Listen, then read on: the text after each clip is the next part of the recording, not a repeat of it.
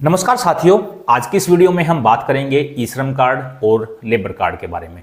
पूरे इंडिया के अंदर ई श्रम कार्ड और लेबर कार्ड को लेकर जो है प्रत्येक राज्य के अंदर प्रत्येक व्यक्ति के अंदर अलग अलग धारणाएं हैं, अलग अलग विचारधारा हैं, अलग अलग डाउट जो हैं, अलग अलग गलतफहमियां जो हैं वो इन दोनों कार्डों को लेकर हैं। तो आज की इस वीडियो में हम आपके सभी डाउट क्लियर कर देंगे।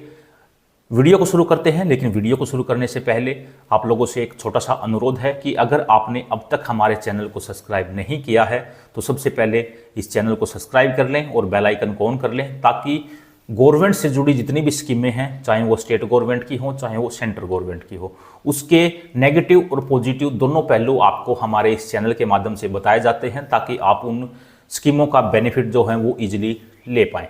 अब बात करते हैं सबसे पहले ई श्रम कार्ड की, कि आखिरकार ई श्रम कार्ड है क्या और इंडिया के अंदर ई श्रम कार्ड को लेकर क्या गलतफहमियां लोगों के मन में चल रही हैं। तो सबसे बड़ी गलतफहमी लोगों के मन में ये चल रही है कि हर महीने ई श्रम कार्ड पर आपको 1000 रुपये, 500 रुपये या 1500 रुपये जो हैं वो प्रोवाइड करवाए जाएंगे, लेकिन यहाँ पर ऐसा कुछ भी नहीं है।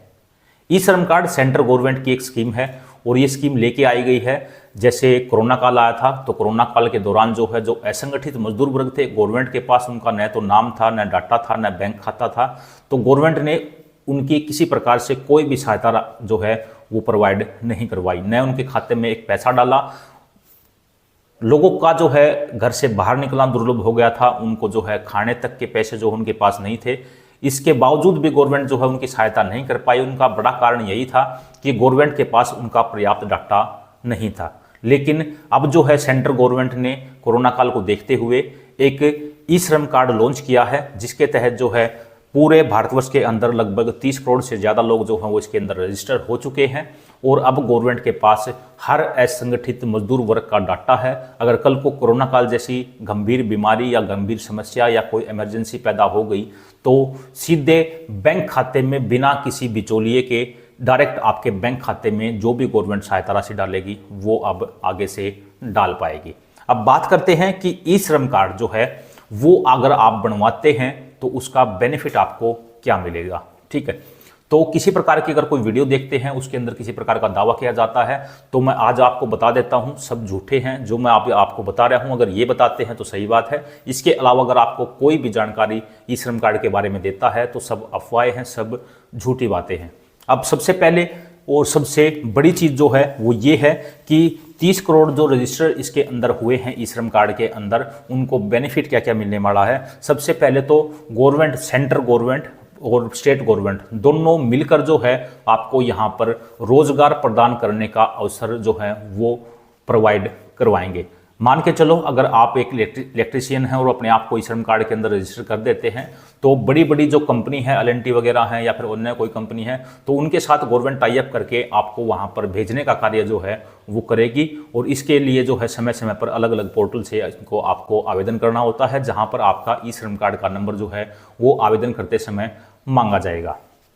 तो अच्छे रोजगार जो है वो आपको ई श्रम कार्ड से मिल सकते हैं। इसके साथ साथ जो है सभी श्रमिक जो हैं ऑल ओवर इंडिया के अंदर, हर राज्य के अंदर कौन कहाँ से है, किस प्रकार का श्रमिक है, सभी जो है वो एक ही प्लेटफॉर्म पर इकट्ठे हो जाएंगे। और अगर इमरजेंसी का दौर आता है, जैसे कोरोना काल आया था, इसी तरह का अगर कोई इमरजेंसी आती है तो गवर्नमेंट जो है बिना किसी बिचौलिए के, बिना किसी थर्ड पार्टी के डायरेक्ट आपको आपके बैंक खाते में सहायता प्रोवाइड करवा पाएगी। या फिर गवर्नमेंट हो सकता है आगे चलकर इसके ऊपर कोई स्कीम लेके आए तो वो स्कीम जो है आपको डायरेक्ट बिना किसी बिचौलिए के डायरेक्ट आपके बैंक खाते में सीधा गवर्नमेंट के द्वारा प्रोवाइड करवा दी जाएगी।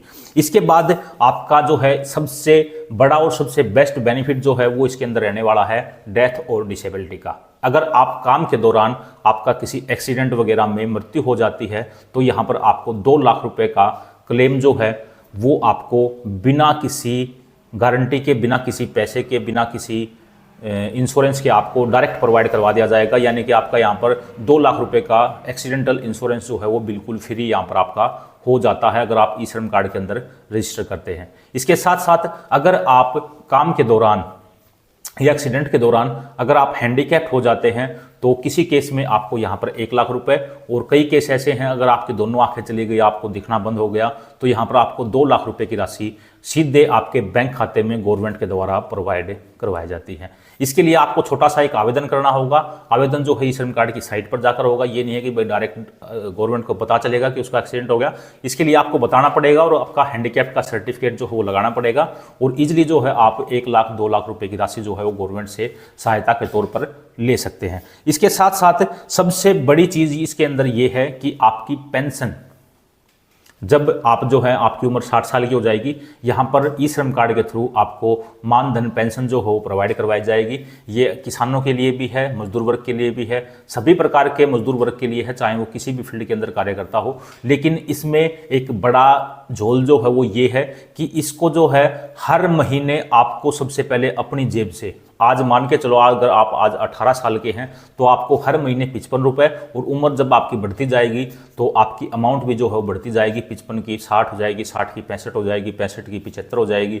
ऐसे करके हर महीने आपके खाते से 50, 55, 70, 100, 150, 200 रुपये हर महीने आपके खाते से कटते रहेंगे और आपकी ये जमा राशि इकट्ठी होती रहेगी। और इकट्ठी होने के बाद जब आपकी उम्र 60 साल की होगी, उस दौरान आपके पैसे से ही आपकी पेंशन जो है वो 3000 रुपये हर महीने प्रोवाइड करवाई जाएगी। ठीक है, लेकिन आपको बता दें कि ई श्रम कार्ड के ऊपर काफ़ी सारी वीडियो बनी हुई है और वहाँ पर बताया जाता है कि ई श्रम कार्ड पे आपको 3000 रुपये पेंशन जो है वो मिलेगी। तो ऐसा कुछ नहीं है, आपको अपनी जेब से पहले पैसे निकाल के देने पड़ेंगे और उसके बाद जब आपकी उम्र 60 साल की होगी तब आपको उस पेंशन का बेनिफिट मिलेगा। यानी कि आपके पैसे से ही गवर्नमेंट आपका जो है पेंशन बनाएगी। ये तो ई श्रम कार्ड हो गया। अब बात करते हैं लेबर कार्ड की। आखिरकार लेबर कार्ड क्या है? तो लेबर कार्ड जो है वो सेंट्रल गवर्नमेंट का तो इसके अंदर हिस्सा होता ही है, लेकिन प्रत्येक स्टेट गवर्नमेंट का अलग अलग डिपार्टमेंट जो है वो होता है। जैसे हरियाणा लेबर डिपार्टमेंट अलग है, राजस्थान लेबर डिपार्टमेंट अलग है, गुजरात लेबर डिपार्टमेंट अलग है, आंध्र प्रदेश लेबर डिपार्टमेंट अलग है, बिहार लेबर डिपार्टमेंट। इसी तरीके से हर स्टेट का खुद का अपना एक लेबर डिपार्टमेंट है और स्कीमें जो हैं वो यहाँ पर बिल्कुल सेम रहती हैं। ये नहीं है कि स्कीम का कहीं पर कुछ नाम हो गया। जैसे कन्यादान की अगर मैं बात करूँ, अगर एक मजदूर वर्ग है और लेबर कापी जो है वो कंस्ट्रक्शन वर्कर की ही बनती हैं, जो चिनाई के मजदूर होते हैं उन्हीं मजदूरों की लेबर कापी जो है वो लेबर डिपार्टमेंट के द्वारा बनाई जाती है। और इसके अंदर अगर मान लो कोई लेबर है, उसकी लेबर की कापी बनी हुई है और उसने अपनी लड़की की शादी जो हो करनी है, तो हरियाणा गवर्नमेंट उसको 1,01,000 रुपये प्रोवाइड करवाती है। इसी तरीके से यूपी के अंदर जो है ये अमाउंट थोड़ी कम है, बिहार के अंदर और कम है और झारखंड के अंदर और कम है। मतलब हर जगह पे जो है कहीं पर 25,000, कहीं पे 50,000, कहीं पे 75,000, हरियाणा के अंदर 1,01,000 रुपये है। इसके अलावा हरियाणा के अंदर लगा लो चाहे किसी अन्य स्टेट के अंदर लगा लो भाई, बहुत सारी स्कीम जो हैं वो आपको लेबर कापी पर देखने को मिलती हैं।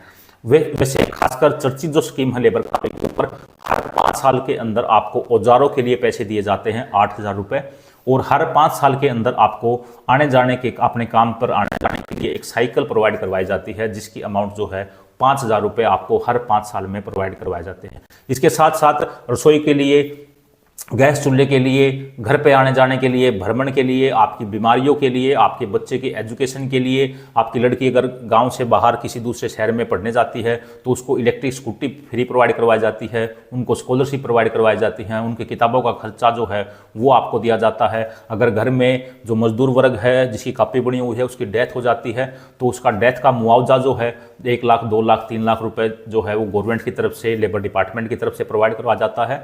उसके अंतिम संस्कार के लिए भी आपको 20,000 रुपये प्रोवाइड करवाए जाते हैं नेशनल बेनिफिट स्कीम के तहत। ऐसे काफ़ी सारी स्कीम जो हैं वो लेबर डिपार्टमेंट की कॉपी के ऊपर हैं। अगर मैं बताने बैठूंगा तो भाई ये वीडियो बहुत ही लंबी हो जाएगी। अगर आप एक कंस्ट्रक्शन वर्कर से संबंधित हैं, लेबर कापी बनवा सकते हैं, और अगर आप कंस्ट्रक्शन वर्कर हैं और आपने लेबर कापी बनवा ली है तो अपना ई श्रम कार्ड जरूर से जरूर बनवा लें, क्योंकि आप भी एक असंगठित मजदूर ही हैं। ये नहीं है कि भाई आप कंस्ट्रक्शन वर्कर हैं तो आप लेबर कापी ही बनवाएं, आप दोनों कार्ड बनवा सकते हैं। अगर आप कंस्ट्रक्शन वर्कर के अलावा किसी भी फील्ड के अंदर कार्य करते हैं, एक श्रमिक हैं, तो आप अपना ई श्रम कार्ड जरूर बनवा लें। ई श्रम कार्ड के बेनिफिट मैंने पीछे आपको बता दिए हैं। लेबर कापी के बेनिफिट बताने में भाई बहुत ही लंबा समय लगेगा, लेकिन हाँ ये है, लेबर कापी से आप तकरीबन 20 से 30 लाख रुपए का बेनिफिट जो है वो इजीली गवर्नमेंट के द्वारा ले सकते हैं, आपके स्टेट की लेबर डिपार्टमेंट के द्वारा ले सकते हैं। अब बात करते हैं इनके नेगेटिव पहलू की, कि नेगेटिव इसके अंदर क्या रहने वाला है। अगर आप ई श्रम कार्ड बनवा लेते हैं, अगर आप लेबर कार्ड बनवा लेते हैं, तो इससे आपको नुकसान क्या होगा और गवर्नमेंट को क्या नुकसान होगा। सबसे पहले बात करते हैं गवर्नमेंट को। तो गवर्नमेंट के आंकड़े यहाँ पर खराब होंगे अगर आप गलत ई श्रम कार्ड बनवा लेते हैं। मान के चलो कि आज आप हाउसवाइफ हैं, आप गृहिणी हैं, आप घर का कार्य करती हैं, आप किसी प्रकार का कंस्ट्रक्शन का कार्य या खेतों का कार्य या फिर रेडी वगैरह नहीं लगाती या कोई किसी प्रकार की कोई भी मजदूरी अगर आप नहीं करती हैं, उसके बावजूद भी आप अपना ई श्रम कार्ड या लेबर कार्ड अगर बनवा लेते हैं तो गवर्नमेंट के रिकॉर्ड में ये चढ़ जाएगा ऑनलाइन पोर्टल के माध्यम से कि हरियाणा के अंदर इतनी महिलाएं जो हैं वो कार्य कर रही हैं और उनकी कुछ एनुअल इनकम है। इससे आपका जो पर कैपिटा इनकम है वो इंडिया का हमेशा गलत ही शो होगा, कभी भी सही जो है वो नहीं होगा। ठीक है, पर कैपिटा इनकम मतलब प्रति व्यक्ति आय जो है वो आपके राज्य की, आपकी स्टेट की या फिर आपके पूरे ऑल ओवर इंडिया की हमेशा गलत ही निकलेगी। ठीक है, अब आपको इससे क्या नुकसान होगा, ये तो गवर्नमेंट का नुकसान हो गया और ऑल ओवर इंडिया का ही नुकसान हो गया।